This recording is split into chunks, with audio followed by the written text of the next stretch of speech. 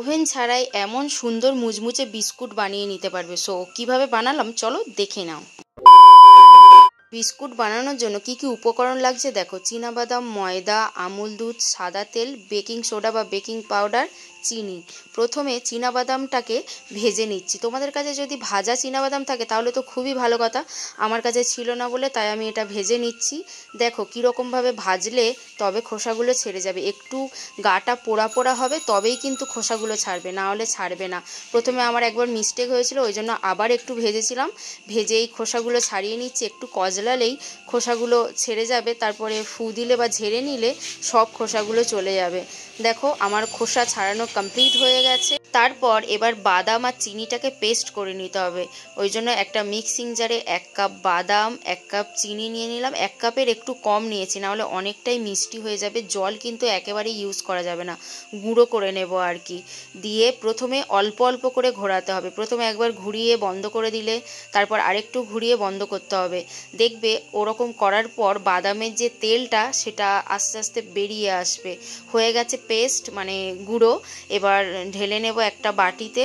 ঢেলে নেওয়ার পর দিয়ে দিলাম 1 কাপ ময়দা, তারপর দিয়ে দিলাম 1/2 কাপ গুঁড়ো দুধ, মানে ওই 10 টাকার প্যাকেটে যা ছিল সেটাই দিয়ে দিয়েছি আর কি। তোমাদের সুবিধার্থে আমি কাপে ঢেলেই দেখালাম। স্বাদ মতো নুন, তারপর দিয়ে দিলাম 1 চিমটি বেকিং সোডা বা বেকিং পাউডারও দিতে পারো, তাহলে বেকিং সোডার তুলনায় একটু বেশি দিতে হবে বেকিং পাউডারটা। যাই হোক এবার ভালোভাবে মিক্সড করে নেব। একটু চেপে চেপেই মিক্সড করতে হবে যাতে বাদামের তেলটা আরও বেরিয়ে আসে। তারপর তোমরা কিন্তু একেবারেই দুধ বা জল ইউজ করবে না, আমার ওটা ভুল হয়েছিল, আমি একটু দুধ ইউজ করে ফেলেছিলাম, ওটা তেল দেওয়ার কথা ছিল, পরে আবার তেল দিয়ে ওটাকে ঠিকঠাক করেও নিয়েছিলাম। তোমরা যখন তেল দেবে প্রথমে অল্প থেকেই শুরু করবে, কারণ চিনিটা গুঁড়ো করা, বেশি তেল দিলে ওটা আরও নরম হয়ে যাবে। আর ডোটা কীরকম তোমরা তো দেখেই নিলে। এবার ডোটাকে সাইডে রেখে দিয়ে বাদাম মানে বিস্কুটটাকে আরও টেস্টফুল করার জন্য ওপরে দিয়ে দেবো হচ্ছে ক্রাশ করা বাদাম আর সাদা তিল, ওটাকেও মিক্সড করে রেখে দিলাম।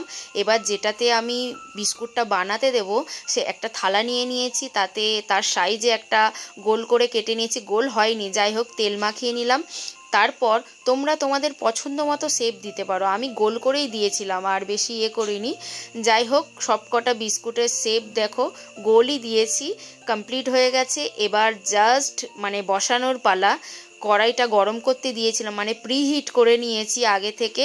দিয়ে এবার টেম্পারেচার মানে গ্যাসের ফ্লেমটাকে লো করে দিতে হবে। দিয়ে ওর ওপরে ওই থালাটা বসিয়ে দিয়ে একেবারে চাপা দিয়ে দিতে হবে যাতে হাওয়া না বার হয়। এরকম চাপা দেওয়ার পর ওই একই ফ্লেমে মানে লো ফ্লেমে 40 থেকে 45 মিনিট পর তারপরে দেখো খুলছি কীরকম হয়েছে। বিস্কুটগুলো তো নিচে থেকে হয়েই গেছে, কেমন ফুলে উঠেছে, বড় হয়ে গেছে দেখো। চলো তোমাদের এবার একটা ক্রাশ করে দেখাবো, তবে এখন না, এবার গ্যাসের ফ্লেমটা বন্ধ করে যখন ঠান্ডা হবে তখনই ক্রাশ করে তোমাদের দেখাচ্ছি। আমি প্রথমে একটা করেছিলাম তখন গরম ছিল, দেখো কীরকম ভেঙে যাচ্ছে। খেতে কিন্তু খুবই টেস্টফুল হয়েছিল। তোমরা অবশ্যই বাড়িতে ট্রাই করতে পারো, আর বাটার পেপার হলে খুব ভালো হয়, ওই কারণে আমার কাগজটা একটু লেগে গেছে।